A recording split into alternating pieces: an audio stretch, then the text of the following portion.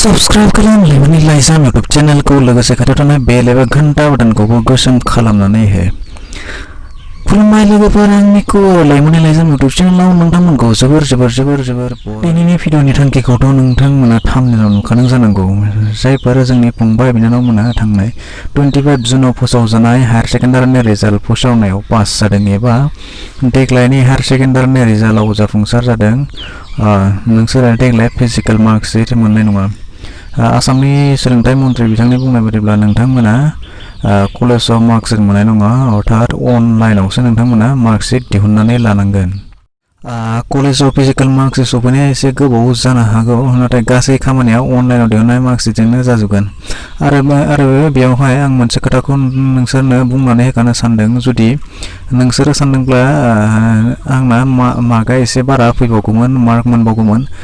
जुदि नोंनि गोसोआव दासिम बेबायदि डाउट दङब्ला, नोंनि लुबैनाय बायदि जुदि मार्क मोननो हायाखैब्ला सफैयाखैब्ला, नोंसोरो 7 जुलाइनि सिगां नोंसोरो रिचेकनि थाखाय अनलाइन एप्लाइ खालामफिननो हागोन।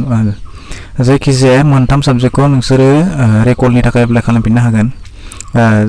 बेवहाय नोंसोरो जा साबजेक्टखौ मार्क मोनबावगौमोन सानदोंमोन, मार्क मोननो एसे बारा फैबावगोन सानदोंमोन, बे मार्कआव जुदि बे साबजेक्टआव जुदि नोंसोरो मार्क मोनाखैब्ला बेखौ 7 जुलाइनि सिगां नोंसोरो एप्लाइ खालामनानै दोन। बेयो रिचेकिं जागोन। रिचेकिं जानायनि उनाव नोंसोरो बेखौ कनफार्म खालामनानै लानो हागोन जे मार्कआ खम फैगोन बारा फैगोन बेखौ। दा बेवहाय बेखौ माबायदि खालामगोन, आं अनलाइन माबायदि एप्लाइ खालामो बिनि भिडिअखौ आं बे भिडिअनि डिसक्रिपसनाव लिंकखौ होनानै दोनदों, नोंसोरो बिनिफ्राय नायनानै लानो हागोन, गावनो एप्लाइ खालामनो। बिदिब्ला गावनि मबाइलजों माबायदि अनलाइन मार्कशीट दिहुननानै लानो हायो आं नोंसोरनो दिन्थिनानै होनि। मबाइलनि जायखिजाया मोनसे ब्राउजार अपेन खालामनानै ला, बेसिकेलि क्रोम ब्राउजारखौ अपेन खालामनानै ला। क्रोम ब्राउजार अपेन खालामनानै उनाव बेयाव टाइप खालामनानै हो। आं बेवहाय टाइप खालामनानै होबानो जाबाय। बियो मात्र हायार सेकेन्डारिनि थाखायल'सो दै, मेट्रिक पासनि थाखाय नङा। मेट्रिक पासनि थाखाय नोंसोरनि बे भिडिअनि डिसक्रिपसनाव लिंकखौ होनानै दोनदों, बेयाव थांनानै नोंसोर नायनानै लानो हागोन।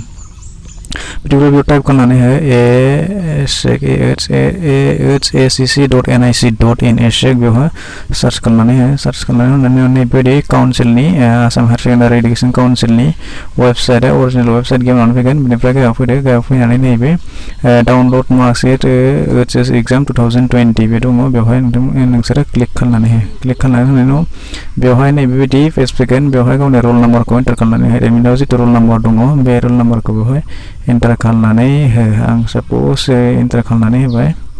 बेवहाय 1079 साप'ज, ओमफ्राय सार्च खालामनानै होदो।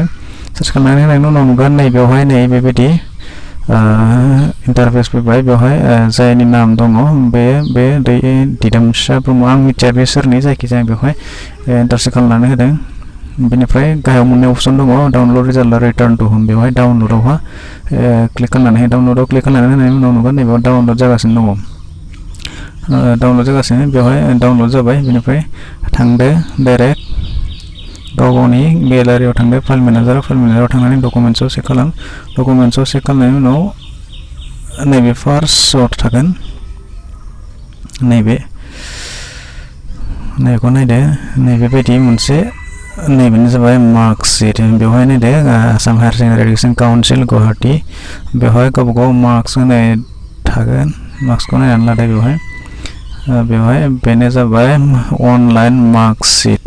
बेवहाय मोनसे खोथाखौ नाय, कन्ट्रलारनि जेबो बेवहाय साइन थाया। साइननि जायगायाव मा दङ, लिरनाय दङ इन्टारनेट कपि। लोगोसे गेजेराव दङ नैबे बारक'ड, स्केन मि दङ बेवहाय बारक'ड। बेनो जाबाय डिजिटेल मार्कशीट।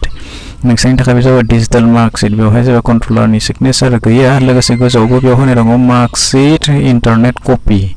बे जाबाय फिजिकेल कपि नङा, हार्ड कपि नङा। जाय हार्ड कपिखौ नोंसोरो गावबागाव कलेजाव मोनगोन, कलेजाव खबर लानो हागोन। अबयसे बे गोबाव जागोन होननानै बुंदों, गोबाव जागोन होननानै फोरमायदों। नाथाय नोंसोरो नैबे अनलाइन मार्कशीटजोंनो, अनलाइन कपिजोंनो नोंसोरो गासै खामानिखौ मावजोबनो हागोन, अर्थात गासै खामानिया नोंसोरनि थाखाय बेनो जागोन।